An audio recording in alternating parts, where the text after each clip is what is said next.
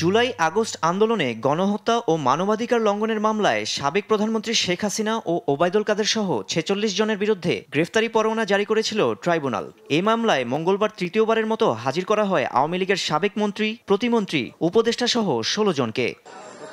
প্রথমে ট্রাইব্যুনালে পা রাখেন শেখ হাসিনার উপদেষ্টা সালমান এফ রহমান। তারপর একে একে প্রিজন ভ্যান থেকে নামেন শাহজাহান খান, ইনু, মেনন, পলক। এরপর আসেন কামাল আহমেদ মজুমদার, আমু, কামরুল, ফারুক খান, আনিসুল হক, সাবেক বিচারপতি মানিক ও দীপুমণি।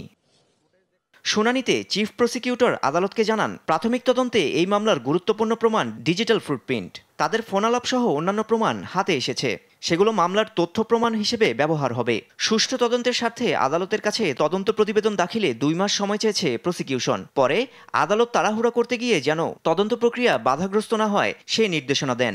আমরা বলেছি যে আশা করছি, কারণ রিপোর্টের যে বর্তমান স্ট্যাটাস, কোন পর্যায়ে তদন্তটা আছে সেটা আমরা বলেছি।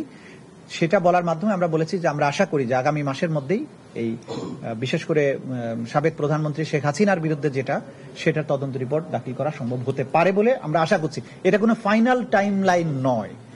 আপনারা মনে রাখবেন যে তদন্ত কাজে যতটুকু লাগবে সেইটুকু সময় কিন্তু আমরা গ্রহণ করব।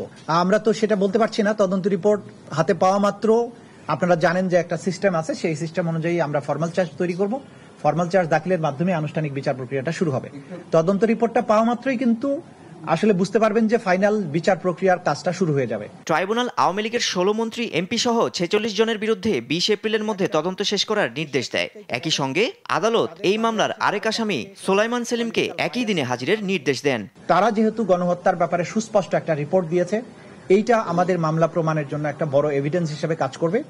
এই কারণে আমরা ২ মাসের সময় চেয়েছিলাম। আদালত আগামী ২০ এপ্রিল এই পরবর্তী তারিখ নির্ধারণ করেছেন। এই সময়ের মধ্যে তদন্ত রিপোর্ট যাতে পাওয়া যায় সেটার ব্যাপারে বলেছেন। আমরা বলেছি যে আশা করছি আমরা এর আগেই তদন্ত রিপোর্ট দাখিল করতে পারবো। আদালত যেটা বলেছেন যে তাড়াহুড়া করতে গিয়ে তদন্ত রিপোর্ট যাতে কোনো ত্রুটিপূর্ণ না হয় সেই ব্যাপারেও খেয়াল রাখবেন। আমরা এটা কোর্টকে জানিয়েছি। আসামিরা জামিন আবেদন করলে এর ঘোর বিরোধিতা করা হবে বলে জানান চিফ প্রসিকিউটর। মাহির সাজিদ, দেশ টিভি, ঢাকা।